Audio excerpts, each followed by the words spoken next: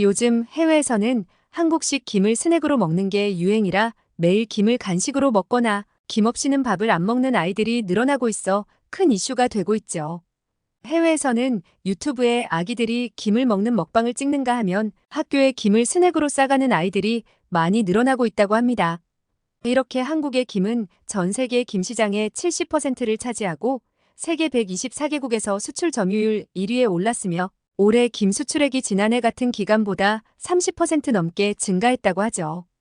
그중 미국에서는 틱톡에서 한국산 냉동 김밥이 화제가 되며 미국의 대형마트인 트레이더조의 김밥 품절대란을 일으키고 있어 김 수출액이 40%도 넘게 올랐고 그로 인해 미국에서의 김값도 치솟고 있다고 합니다. 이렇게 한국의 김은 미국인들의 밥상을 점령하고 있는 가운데 여기 미국인 아기 엄마가 김 때문에 애간장이 탄다며 이웃 엄마를 붙들고 하소연을 하고 있습니다. 그녀에게는 과연 무슨 사연이 있는지 들어보겠습니다. 안녕하세요. 저는 미국 일리노이주 시카고에 살고 있는 캐서린이에요. 시카고는 유명 여행 잡지 트래블 레저 매거진에서 미국 독자들이 가장 좋아하는 미국 내 도시 5위 안에 드는 곳이에요. 미국인들 내에서도 명소와 랜드마크, 음식, 문화에 대한 가치 기준을 높게 평가받는 곳이죠. 미국 사람들은 자국에 대한 사랑과 자부심이 엄청나서 다른 나라는 별로 좋아하지 않기로 유명해요.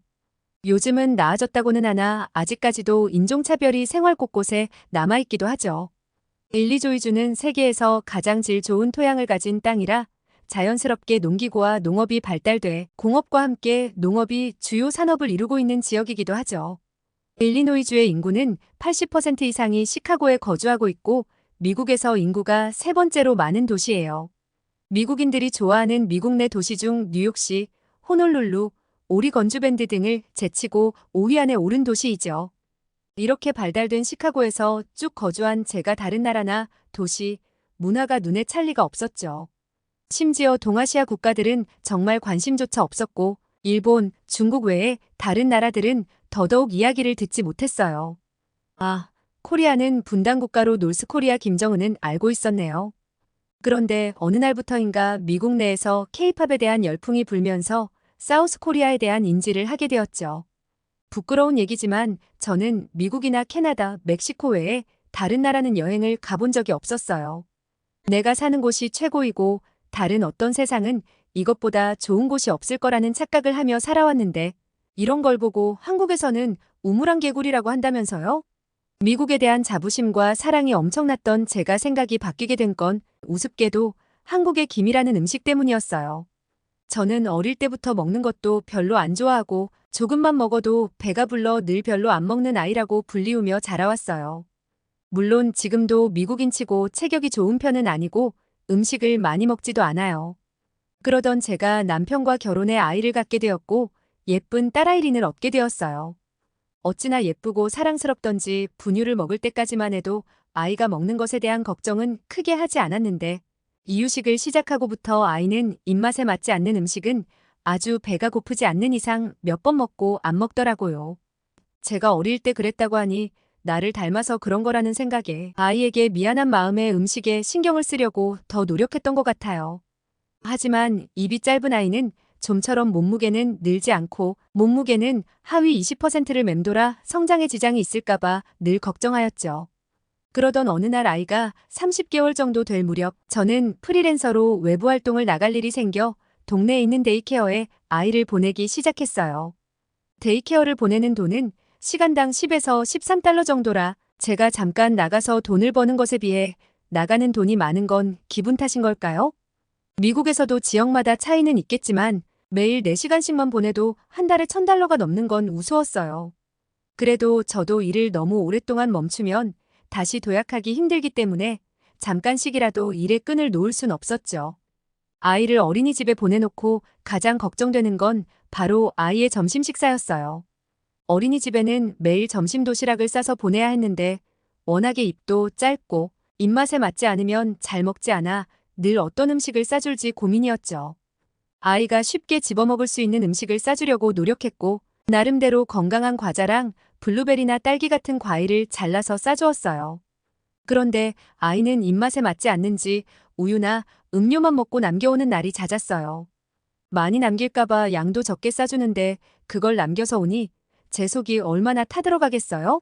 그러던 어느 날 저는 아이의 몸무게를 재고 충격에 빠질 수밖에 없었어요. 아이 성장이 걱정되어 매일 몸무게도 체크를 해봤는데 이상하게 아이의 몸무게는 점점 느는 게 아니겠어요?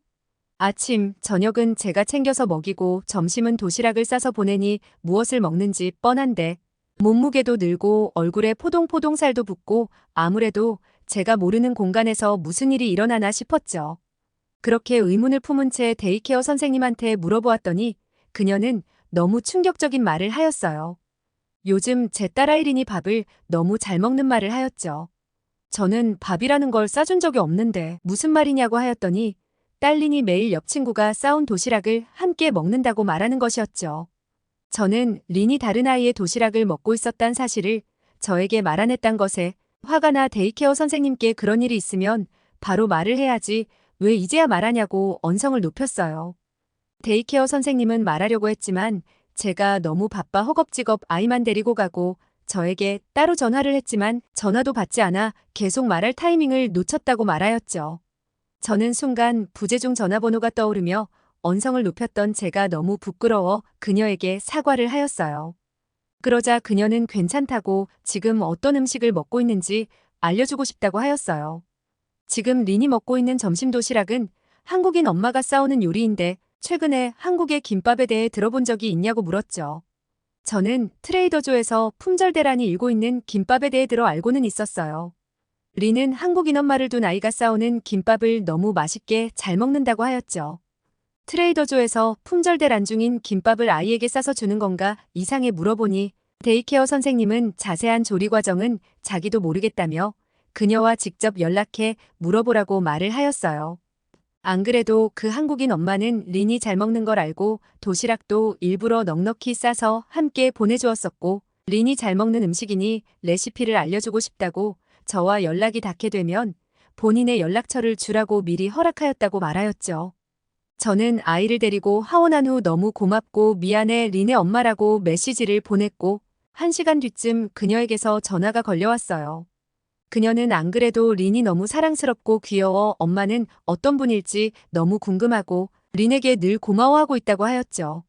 저는 어린 아기에게 뭐가 고마운 건지 의아해 물었더니 그녀의 아들이 아주 좋아하는 여자친구라며 아들이 매일 저와 안 떨어지려고 해 데이케어에 들여보낼 때마다 진땀을 뺐는데 린이 데이케어에 들어온 후 자신과 웃으며 인사도 하고 순조롭게 데이케어로 잘 들어간다며 고맙다고 말하였죠. 저는 아니라고 매일 먹는 것 때문에 린의 성장이 걱정되었는데 덕분에 린이 살도 찌고 밥도 잘 먹었다고 감사하다는 인사를 전하며 그 음식을 어떻게 만드는 것이냐고 물었어요. 그러자 그녀는 자신의 집으로 초대하겠다고 제안하였고 자신의 집에서 김밥을 어떻게 만드는지 직접 보여주겠다고 하였어요.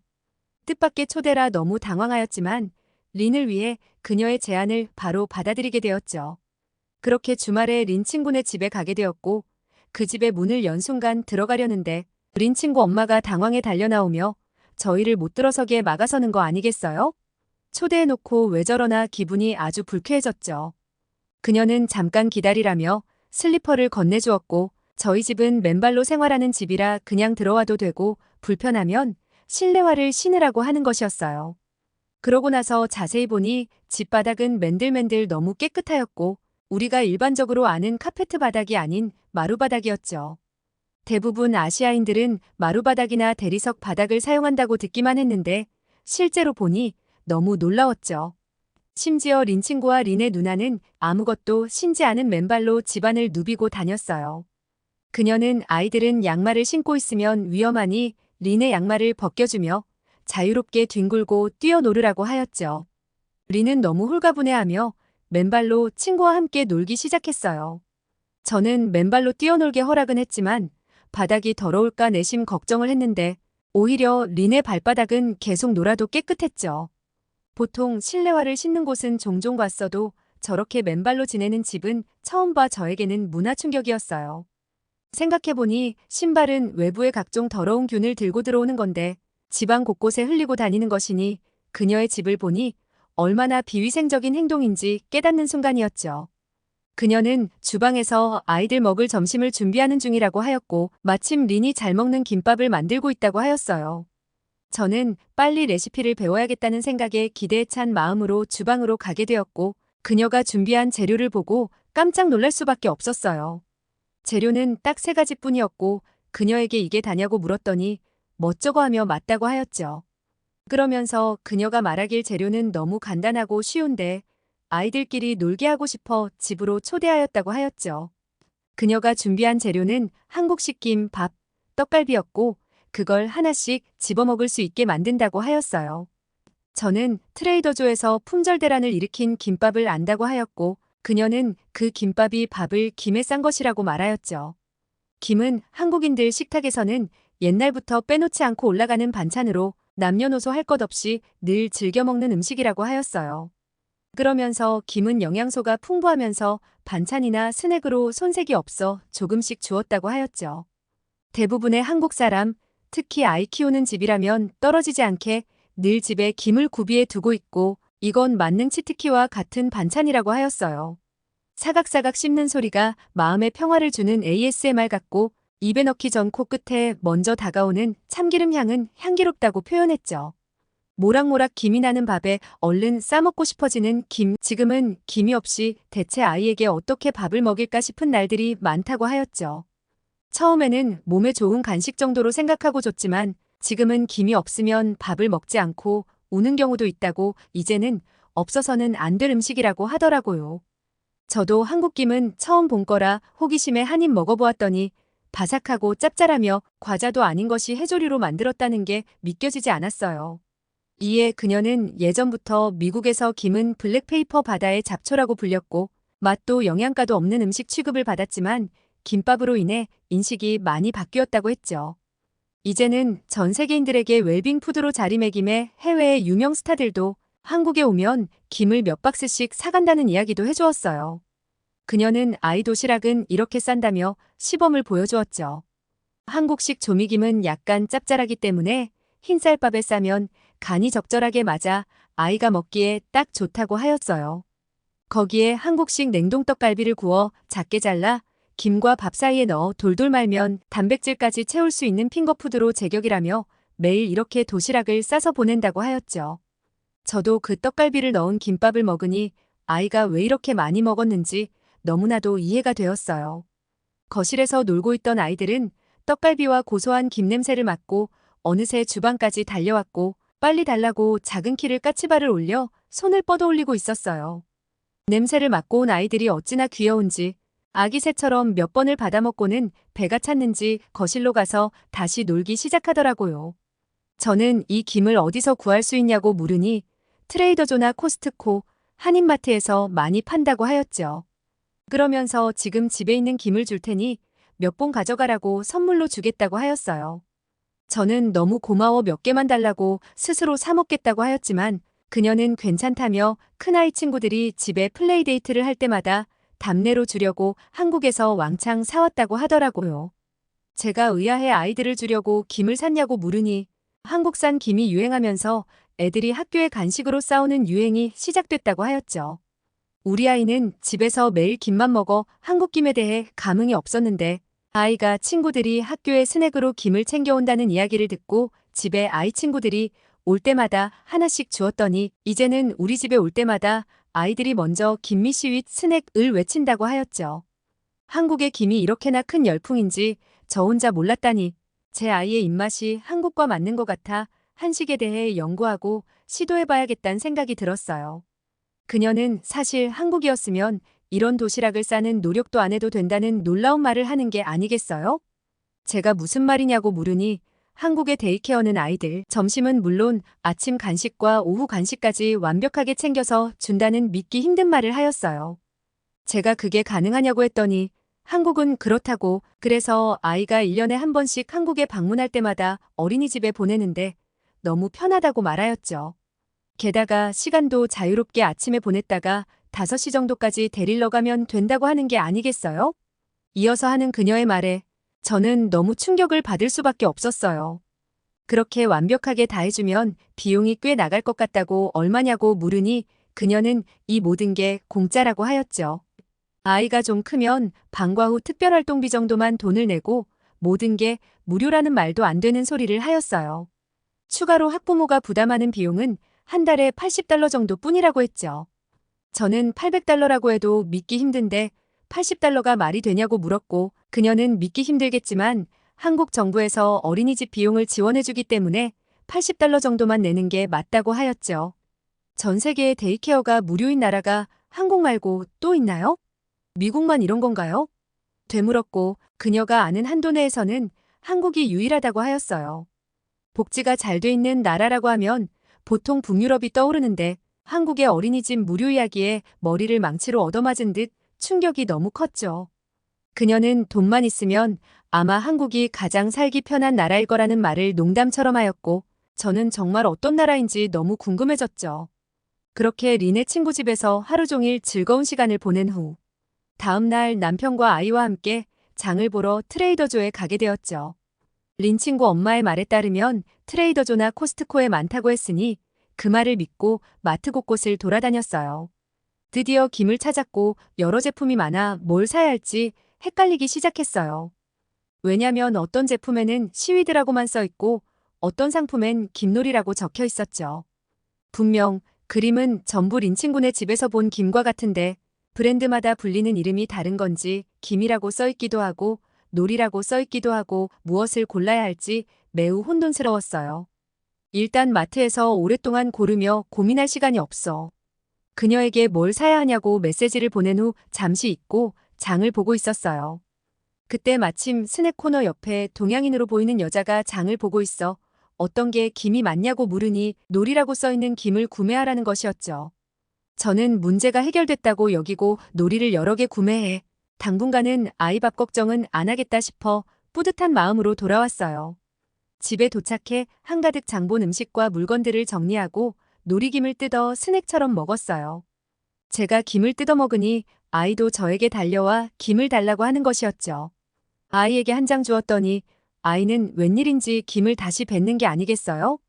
저는 왜 그러냐 물으니 그냥 안 먹겠다고 하는 것이었어요. 맛에 의문을 품고 한 입 먹었는데 놀이라고 써 있는 김은 그녀의 집에서 먹던 맛이 아니었어요. 바삭한 맛은 없고 김의 두께가 두껍고 뚝뚝하며 달짝지근한 맛이 나는 것이었죠. 분명 린 친구네 집에서 먹었던 김은 바삭하고 고소하며 단맛은 없었거든요. 이건 뭔가 잘못됐다 느끼고 확인을 하려고 핸드폰을 본 순간 저는 경악을 금치 못했어요. 한국 엄마에게 연락이 왔는데 놀이는 한국식 김이 아니며 일본 바다에서 나오는 일본식 김이라는 충격적인 이야기를 하였죠. 저는 너무 놀라 그녀에게 전화를 걸어 그림은 너무 똑같은데 맛이 너무 달라 아이가 한 입 먹고 안 먹는다는 사실을 전했어요. 그녀는 한국의 김과 일본의 김은 완전히 다르다고 일본 김은 두껍고 무게가 많이 나가 바삭한 맛이 없다고 하였죠. 그래서 일본에서 한국 김을 따라 만든 업체들이 많다고 하면서 나머지는 아이 건강을 위해 모두 반품하라고 말하는 것이었죠. 저는 반품은 당연히 하려고 했지만 왜 아이 건강 때문이냐고 물었더니 그녀는 일본 바다에서 나는 것들은 위험하니 아이가 되도록 섭취하지 말라고 하는 것이었어요. 일본에서 큰 지진이 일어나고 후쿠시마 원전에 있던 방사능 오염수를 방류한 후 한국 사람들은 일본산 수산물을 먹는 걸 아주 조심스러워한다고 하였죠. 이어 한국 정부에서 무슨 연유로 오염수 방류에 동의했는지는 모르겠지만 작년 여름에 후쿠시마 원전 오염수 방류 버튼을 눌렀다고 하였어요. 당시 하늘에서 촬영한 결과 바다의 띠 같은 게 보이고 색상마저 다르게 보이며 진하게 오염된 방사능 오염수를 보며 그녀는 사실 수산물을 먹는 게 너무 두렵다고 하였죠. 하지만 이미 후쿠시마 지진이 발생한 후 원전 오염수가 흘러간 것을 모른 채 4년이 흐른 뒤 한국의 동해바다에 세슘 농도가 2배나 증가한 수치를 보았다고 하면서 이제 오염수를 방류하였으니 그 여파는 어마어마할 거라는 말을 하였죠. 한국에서도 방사능 오염수에 대한 이슈로 방사능 방류 전에 소금과 김 수산물을 사재기에 품귀 현상이 벌어졌고 한국, 홍콩, 중국 등 후쿠시마 원전 오염수 방류 이후 일본산 수산물 수입을 전면 중단했다고도 하였죠. 방사능 물질에 오염되면 갑상선암, 백혈병 등 각종 질환에 걸릴 수 있고 특히 아이들에게는 아주 치명적이라는 이야기도 하였죠. 그녀의 말을 들으니 온몸에 소름이 돋으며 놀이가 맛없다고 뱉어버린 게 얼마나 다행인지 안심이 되었죠. 저도 가만히 생각해보니 작년 여름쯤 뉴스에서 소식을 접했던 게 어렴풋이 기억이 났고, 그 당시 미국에서도 크게 보도하고 사람들도 많이 반대했던 기억이 났고, 앞으로 우리 아이들이 살아갈 먹거리에 대한 우려가 더 커졌어요. 드디어 아이가 입에 맞는 음식인 김을 찾아 기뻤는데, 일본 때문에 전 세계 바다가 오염된 사실도 함께 인지를 하게 되니 씁쓸하였죠. 앞으로 마트에 갈 때 원산지를 정확하게 확인한 후 구매해야 하는 노력을 기울여야겠다 생각했어요. 똑똑한 한국 엄마 덕분에 린의 먹거리에 한 번 더 신경 쓸 수 있는 지식이 하나 추가되어 너무 고마웠죠.